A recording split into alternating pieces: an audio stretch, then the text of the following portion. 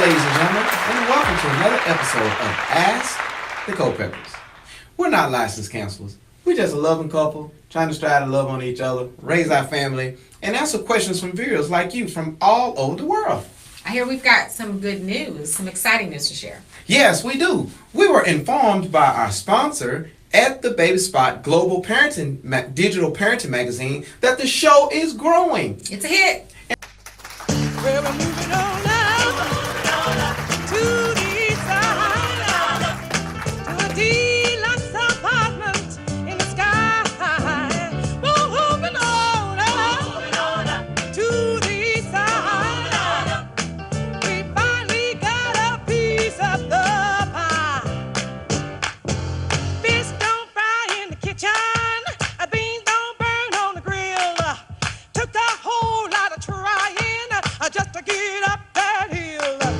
Now we're up in the big leagues, getting our turn at bat. As long as we live, it's you and me, baby. There ain't nothing wrong with that.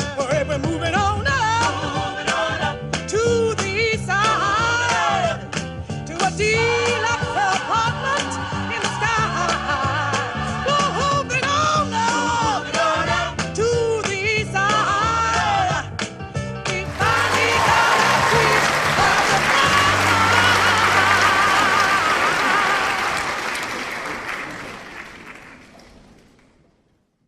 So, if you can actually get the jump on this, if you go to YouTube, Instagram, Facebook, or Twitter, type in Ask the Culpeppers, and you can go ahead and get a jump on subscribing to our website, to our sites, not our websites, but to our sites.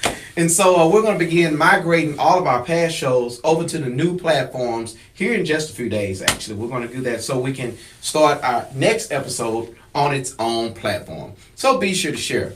Along with that, we're going to start doing some product reviews. We're going to start doing some giveaways, some mini question answer sessions to fit within the guidelines of Instagram and Twitter with their video guidelines, so that we can reach multiple audiences that like those particular platforms. And so we're certainly excited about that.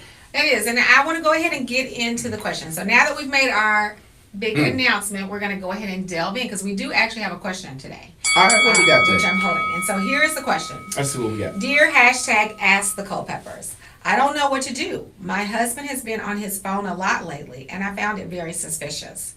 After weeks of this, I checked his phone and found he had a dating app downloaded. He's been chatting with various women. It's flirty, but not sexual. How do I approach him? I feel so betrayed. That's a tough one. It's very tricky. It's very tricky. And again, let's just start by saying, not licensed counselors, just our opinion in this matter. And we do know, just from working with and talking to family and friends, Right. This is a pretty common thing. And if you've watched the news recently, there have been a couple of pretty significant scandals about some of these dating apps and some pretty prominent figures that have engaged in this type of behavior. And so I would say first thing is have an honest conversation. And our hearts go out to you, and certainly your feelings of feeling betrayed and hurt and certainly unappreciated are completely understandable. I think anyone in that position would feel that way, and those feelings are absolutely justified. But I do think this is one of those things that's going to require a very tough conversation that the two of you have face to face, knee to knee, in a real way. So as a man thinking, so is he.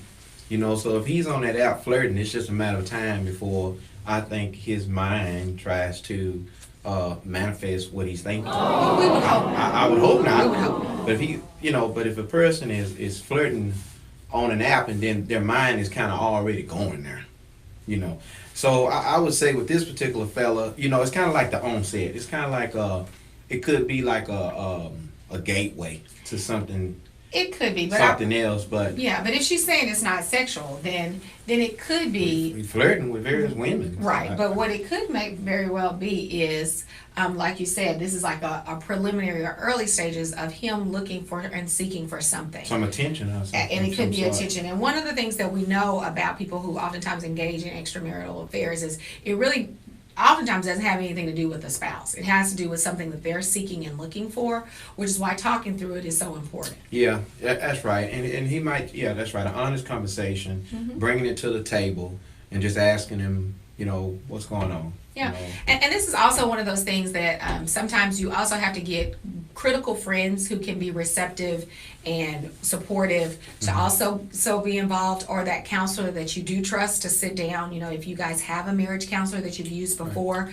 But this is one of those conversations that does have the potential to be very tricky, because clearly you have hardcore evidence to show that what is happening, but going from it is really having a conversation and really addressing the issue, because we know ultimately your hope is that this behavior stops, ceases, and immediately ceases. And so sometimes by having those conversations, what happens is the behavior then goes deeper underground and it makes it harder to see. And so definitely having a conversation about it in a safe and appropriate way is going to be what I would advise. Yeah, and I was thinking also for all the men that'll be watching this, you don't need no dating app on your phone. Or women either, for that matter. Yeah, now, it's not just you don't need to men. be subscribed to no dating website. Sure. No unless dating you are literature. unless you are single and available to date, right? Right, dating apps and those kind of things. Because it just looks suspicious in my opinion. Sure, I think so those are some apps that you really need to stay away from. I would stay away from even on Facebook and subscribing to different dating websites or groups and things like that. Yeah. I avoid them at all costs. Don't even take part in them. Sure. Because it just don't look good in my opinion. And I think it doesn't feel good, right? And so really kind of thinking about how would he feel if you were engaged in that type of behavior, right? And so I think that's another thing. Even if we have viewers who are watching who may be themselves engaging in that type of behavior, like put that shoe on the other foot. How would you feel if this person that you love was engaging that behavior? What would that do to your heart and to your mind and soul? And so oftentimes I think we're so busy in our own feelings and in our own experience that we don't take a moment to think about how this is impacting the family and this person who has committed themselves to be with us.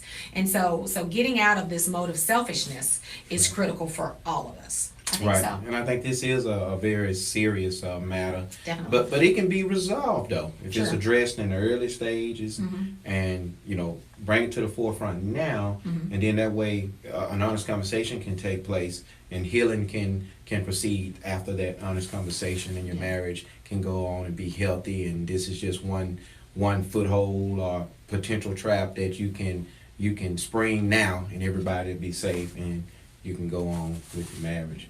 That's what I think. So thank you so very much, though, for submitting your question. And of course, our thoughts are going to be with you as you guys work through this. Please don't hesitate to follow back up. I'd be anxious to see how things go once you've had an opportunity to, again, find your local marriage counselor that you believe and you trust, or a pastor, or really just accountability partners and friends that can work this out with you all. And just know our thoughts are with you.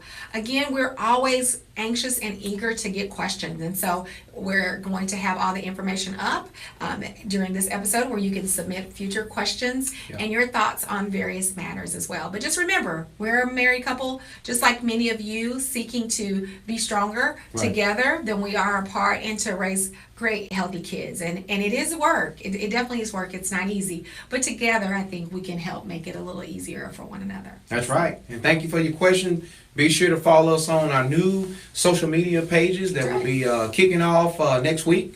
And so that way we can continue and hopefully be able to help somebody and also help ourselves as we answer these questions, because we got to live what this song we sang about, and we got to practice what we preach to. So we certainly appreciate it. All right, folks. Thank you for watching. We'll see you next time. Bye-bye.